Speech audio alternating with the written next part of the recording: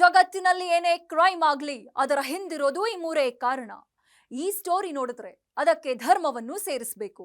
ಅಪರಾಧ ಮಾಡುವಾಗ ಪಾಪಿಗಳ ಮನಸ್ಸಲ್ಲಿ ದುರಾಸೆ, ಮೋಹ, ಆಕ್ರೋಶ, ಕಾಮ ಹೀಗೆ ಏನಿರುತ್ತೋ ಏನೋ ಆಗಬಾರದು ಆಗಿ ಸಿಕ್ಕಿಬಿದ್ದ ಮೇಲೆ ಪ್ರತಿಯೊಬ್ಬ ಅಪರಾಧಿಗೂ ಅನಿಸೋದು ಮನಸ್ಸಿನಲ್ಲಿ ಕಾಡೋ ಮೊದಲ ಮತ್ತು ಕೊನೆಯ ಪ್ರಶ್ನೆ ಒಂದೇ, ಇದೆಲ್ಲ ಬೇಕಿತ್ತ?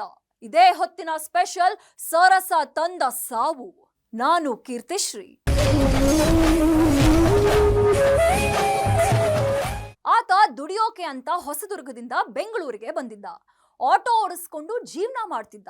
ಆಟೋದಲ್ಲಿ ಬೆಂಗಳೂರಿನ ಗಲ್ಲಿ ಗಲ್ಲಿ ಸುತ್ತಾಡ್ಬೇಕಾದ್ರೆ ಆ ಮಿಂಚುಳ್ಳಿ ಕಣ್ಣಿಗೆ ಬಿದ್ದಿತ್ತು. ನೋಡ್ತಾ ನೋಡ್ತಾನೆ ಆ ತುಂಟಿ ಆಂಟಿಯ ತುಂಟಾಟದ ಬಲೆಗೆ ಬಿದ್ದಿದ್ದ. ಆ ಪಾತ್ರೆಗಿತ್ತಿನ ಪಟಾಯಿಸ್ಕೊಂಡು ಬೆಂಗಳೂರಿಂದ ತನ್ನ ಊರಿಗೆ ಕರ್ಕೊಂಡು ಬಂದು ಇಟ್ಕೊಂಡಿದ್ದ. ಆಕೆ ಮುತ್ತಿಟ್ಟು ಸುಖದ ಮತ್ತೇರಿಸಿದ್ಲು. ಮತ್ತೇರಿಸಿ ಕೊನೆಗೆ ಕೈ ಕೊಟ್ಲು. ಆಂಟಿ ಬೆಂಗಳೂರಿಗೆ ಬಸ್ ಹತ್ತುತ್ತಿದ್ದಂತೆ ಆತ ಬಾತ್ರೂಮ್ನಲ್ಲಿ ಹೆಣವಾಗಿದ್ದ. ಹಾಗಾದ್ರೆ ಸಾವಿಗೆ ಕಾರಣವಾಯ್ತಾ ಆ ಸರಸ? ಇಬ್ಬರ ನಡುವೆ ಶುರುವಾಗಿತ್ತ ವಿರಸ? ಏನಿದು ಸರಸ ತಂದ ಸಾವಿನ ಕತೆ ಅಂತೀರಾ? ಈ ಸ್ಟೋರಿ ನೋಡಿ. ಹೆಂಗೆಂಗೋ ಇದ್ದೋ ನಾನು, ಹೆಂಗೆಂಗೋ ಬೆಳೆದೋ ನಾನು, ಹೆಂಗೆಂಗೋ ಇದ್ದೋ ನಾನು, ಹೆಂಗೆಂಗೋ ಬೆಳೆದೋ ನಾನು. ಈ ಹುಡುಗಿ ಹಿಂದೆ ಬಿದ್ಬಿಟ್ಟೆ, ಕಣ್ಣೀರಲ್ಲಿ ಕರ್ಚೀಫ್ ಹೋಗ್ಬಿಟ್ಟೆ. ಈ ಹುಡುಗಿ ಹಿಂದೆ ಬಿದ್ಬಿಟ್ಟೆ, ನಮ್ಮ ಮನೆ ದೇವರಾಣೆ, ಕಣ್ಣೀರಲ್ಲಿ ಕರ್ಚೀಫ್ ಹೋಗ್ಬಿಟ್ಟೆ. ರಕ್ತ ಸಿಕ್ತವಾಗಿರುವ ಬಾತ್ರೂಮ್, ಭೀಕರವಾಗಿ ಕೊಲೆಯಾಗಿ ಬಿದ್ದಿರುವ ಯುವಕ, ಮತ್ತೊಂದ್ ಕಡೆ ಬರ್ಬರ ಹತ್ಯೆ ಕಂಡು ಬೆಚ್ಚಿ ಬಿದ್ದಿರೋ ಜನ, ಮಗನನ್ನ ಕಳೆದುಕೊಂಡ ತಾಯಿಯ ಆಕ್ರಂದನ. ಈ ದೃಶ್ಯಗಳೆಲ್ಲ ಕಂಡು ಬಂದಿದ್ದು ಚಿತ್ರದುರ್ಗ ಜಿಲ್ಲೆಯ ಹೊಸದುರ್ಗ ತಾಲೂಕಿನ ಹುಣವಿನೂಡು ಗ್ರಾಮದಲ್ಲಿ. ಬಾತ್ರೂಮ್ನಲ್ಲಿ ಕೊಲೆಯಾಗಿ ಬಿದ್ದಿರುವ ವ್ಯಕ್ತಿ ಈತನ್ನೇ ನೋಡಿ. ಹೆಸರು ರಾಜೇಂದ್ರ ಶ್ರೀನಿವಾಸ್ ಅಂತ. ದೊಡ್ಡ ಕನಸು ಕಂಡಿದ್ದ. ಜೀವನಕ್ಕೆ ಆಟೋ ಓಡಿಸ್ತಿದ್ದ. ಸಂಪಾದನೆ ಮಾಡಿದ್ದ ದುಡ್ಡಲ್ಲಿ ನೆಮ್ಮದಿಯಾಗಿ ಇರಬಹುದಾಗಿತ್ತು. ತಾಯಿ ಹಾಗೂ ಸಹೋದರನನ್ನ ಚೆನ್ನಾಗಿ ನೋಡಿಕೊಳ್ಳಬಹುದಿತ್ತು. ಆದರೆ ಮಾಡಬಾರದ ತಪ್ಪನ್ನ ಮಾಡಬಾರದವರ ಜೊತೆ ಸೇರಿ ಮಾಡಿಬಿಟ್ಟಿದ್ದ. ಆ ತಪ್ಪೇನು ಅಂದ್ರೆ ಪ್ರೀತಿ. ಆ ಪ್ರೀತಿ ಮಾಡಿದ್ದು ಯಾರನ್ನು ಗೊತ್ತಾ? ಈ ಆಂಟಿ ಕಣ್ರೆ. ಆಟೋ ಓಡಿಸ್ತಿದ್ದ, ಆಂಟಿ ಜೊತೆನೂ ಆಟವಾಡ್ತಿದ್ದ.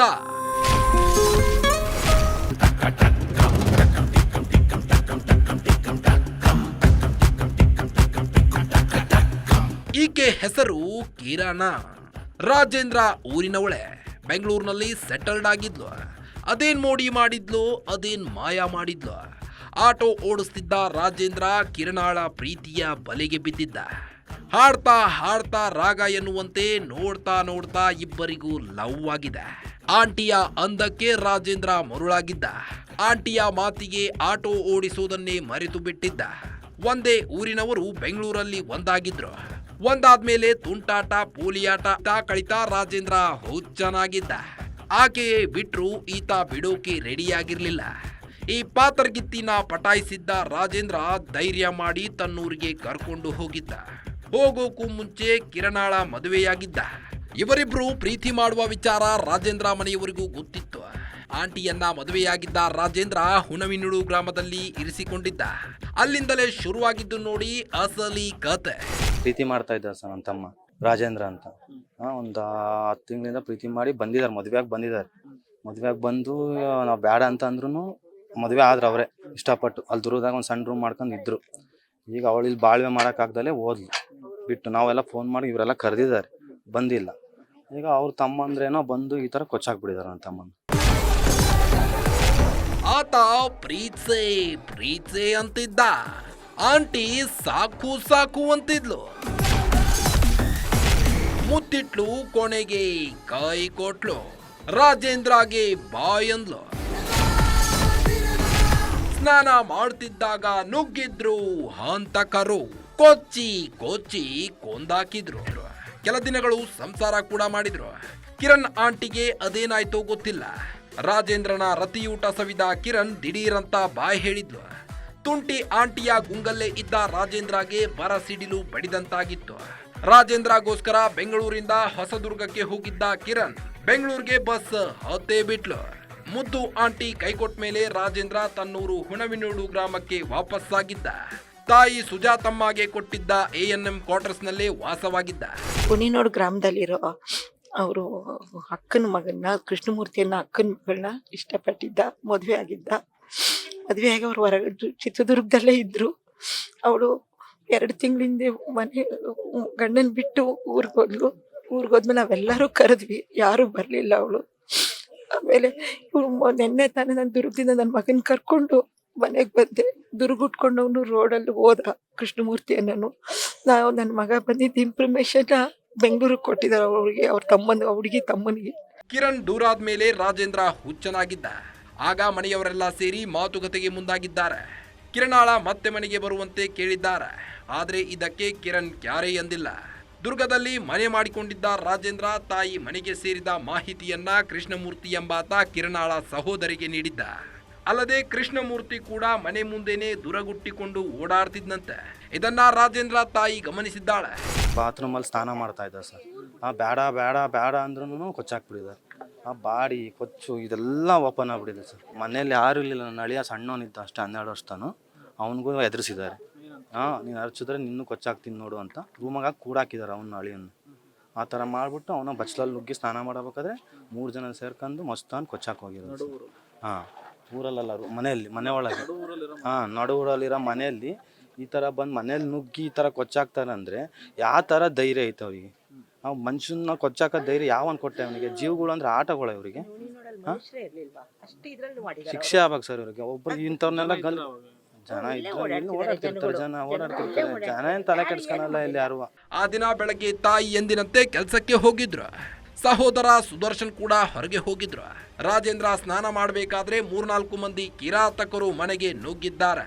ಆ ದಿನ ರಾಜೇಂದ್ರ ಸ್ನಾನ ಮಾಡ್ತಿದ್ದ. ಪಕ್ಕ ಇನ್ಫಾರ್ಮೇಶನ್ ಮೇಲೆ ಮಚ್ಚು ಲಾಂಗ್ ಸಮೇತ ಸಾಗರ್, ಅಭಿಷೇಕ್ ಹಾಗೂ ಕೃಷ್ಣಮೂರ್ತಿ ಎಂಟ್ರಿ ಕೊಟ್ಟಿದ್ರು. ರಾಜೇಂದ್ರನನ್ನ ನೋಡಿದ ಕೂಡಲೇ ಮಚ್ಚು ಲಾಂಗ್ ಬೀಸಿದ್ದಾರೆ. ಒಂಟಿಯಾಗಿ ಸಿಕ್ಕಿದ್ದ ರಾಜೇಂದ್ರನನ್ನ ಕೋಚಿ ಕೊಲೆ ಮಾಡಿದ್ದಾರೆ. ಅದ್ಯಾವ ಮಟ್ಟಿಗೆ ಕೊಚ್ಚಾಕಿದ್ರು ಅಂದ್ರೆ ಬಾಡಿಯಲ್ಲಿರೋ ಒಂದೊಂದು ಅಂಗಾನು ಕಾಣ್ತಿತ್ತು. ಇಡೀ ಸ್ನಾನದ ಮನೆ ರಕ್ತದಲ್ಲಿ ಒದ್ದೆಯಾಗಿತ್ತು. ಅವರೇ ಹುಡುಗಿ ತಮ್ಮ ಇದಾರೆ ಇಬ್ರು. ಅವನೊಬ್ಬ ಇಲ್ಲಿ, ಅವನ ಹೆಸರು ಗೊತ್ತಿಲ್ಲ, ಇಲ್ಲಿರೋ ಕೃಷ್ಣಮೂರ್ತಿ ಅಂತ ಇದ್ದಾನೆ, ಜಾಕಿ ಅಂತ. ಅವನು ಕುಮ್ಮ ಕೊಟ್ಟಿ ಈ ತರ ಮಾಡಿರೋದು. ಕರ್ಸಿ ಬೆಂಗಳೂರಿಂದ ಅವನೇ ಕರ್ಸಿ ಅವ್ರನ್ನ ಬಂದಿದ್ದಾನೆ ಬರ್ರಿ ಅಂತ ಹೇಳಿ ಈ ತರ ಕೊಚ್ಚಾಕ್ ಮಾಡಿದಾರೆ. ಇವನೇ ಜಾಕಿ ಅನ್ನೋ ಶಿಕ್ಷೆ ಆಗ್ಬೇಕು. ಅದು ಶಿಕ್ಷೆ ಆಗ್ಬೇಕು. ಅವ್ನು ಗಲ್ಲಿಗೆ ಹಾಕ್ಬೇಕು ಅವ್ರನ್ನ. ಬರೇ ಕೊಚ್ಚಾಕಿ ಹಿಂಗ್ ಪ್ರಾಣಗಳು ಹೋಗ್ತಾ ಇದ್ರೆ ಅವ್ರು ಬೇಲ್ ಮೇಲೆ ಬರ್ತಾರೆ, ಮತ್ತೆ ಇದೇ ಮಾಡ್ತಾರೆ ನಾಳೆ ನಾಡದಲ್ಲಿ. ಅದೇ ಪ್ರೀತಿ ಮಾಡಿದಾನಲ್ಲ, ಪ್ರೀತಿ ಮಾಡಿರೋ ಉದ್ದೇಶಕ್ಕೆ ಮಾಡಿದಾರೆ ಹಂಗೆ. ಮದುವೆ ಆಗಿದೆ ಅವರಿಗೆ. ಅದ್ಯಾವಾಗ ರಾಜೇಂದ್ರ ಹಾಗೂ ಕಿರಣ್ ಲಿವಿಂಗ್ ಅಂಡ್ ರಿಲೇಶನ್ಶಿಪ್ ನಲ್ಲಿದ್ರು. ಆಗ್ಲೇ ಕಿರಣಾಳ ಸಹೋದರರಾದ ಸಾಗರ್, ಅಭಿಷೇಕ್ ಮಚ್ಚು ಮಸೆದ್ರು. ಹೇಗಾದ್ರೂ ಮಾಡಿ ರಾಜೇಂದ್ರನನ್ನ ಮುಗಿಸಬೇಕು ಅಂತ ಡಿಸೈಡ್ ಮಾಡಿದ್ರು. ಸುಮಾರು 10 ತಿಂಗಳಿಂದ ಹೊಂಚು ಹಾಕಿ ಕಾಯ್ತಿದ್ರು. ಸಹೋದರಿ ಕಿರಣಾಳು ಕೂಡ ಜೊತೆಗಿದ್ದರಿಂದ ಸುಮ್ಮನಾಗಿದ್ರು. ರಾಜೇಂದ್ರ ಜೊತೆ ಮುನಿಸಿಕೊಂಡು ಆಂಟಿ ಬೆಂಗಳೂರಿಗೆ ಬಸ್ ಹತ್ತುತ್ತಿದ್ದಂತೆ ಸಹೋದರರು ಕೊಲೆಗೆ ಪ್ಲಾನ್ ಮಾಡಿದ್ರು. ಮತ್ತೊಬ್ಬ ಸಹೋದರ ಕೃಷ್ಣಮೂರ್ತಿ ಕೊಟ್ಟ ಇನ್ಫಾರ್ಮೇಶನ್ ಮೇಲೆ ಮನೆ ನುಗ್ಗಿ ರಾಜೇಂದ್ರನನ್ನ ಕೊಚ್ಚಾಕಿಯಾದ ವಿಚಾರ ಗೊತ್ತಾಗ್ತಿದ್ದಂತೆ ಚಿತ್ರದುರ್ಗದ SP ರಂಜಿತ್ ಭಂಡಾರು, DYSP ಶಿವಕುಮಾರ್ ಭೇಟಿ ನೀಡಿ ಪರಿಶೀಲನೆಯನ್ನ ನಡೆಸಿದ್ರು. ಕೊಲೆ ಆರೋಪಿಗಳ ಗುರುತು ಹಾಗೂ ಸಾಕ್ಷಿಗಳನ್ನ ಸಂಗ್ರಹಿಸಿದ್ರು. ಹಂತಕರಿಗೆ ಬಲೆ ಬೀಸುತ್ತಿದ್ದಂತೆ ರಾಜೇಂದ್ರನ ಮೃತದೇಹದ ಫೋಟೋ ಇನ್ಸ್ಟಾಗ್ರಾಂನಲ್ಲಿ ಸದ್ದು ಮಾಡಿತ್ತು. ಸಾಗರ್ ಎಂಬಾತ ಇನ್ಸ್ಟಾಗ್ರಾಂ ಸ್ಟೋರಿಯಲ್ಲಿ ರಾಜೇಂದ್ರನ ಮೃತದೇಹ ಫೋಟೋ ಹಾಕಿ ಜಾಲಿ ಜಾಲಿ ಅಂತ ಬರೆದುಕೊಂಡಿದ್ದ. ಇದರ ಜಾಡು ಹಿಡಿದ ಪೊಲೀಸರು ಕೊಲೆ ಆರೋಪಿಗಳ ಹೆಡೆ ಮುರಿ ಕಟ್ಟಿದ್ರು.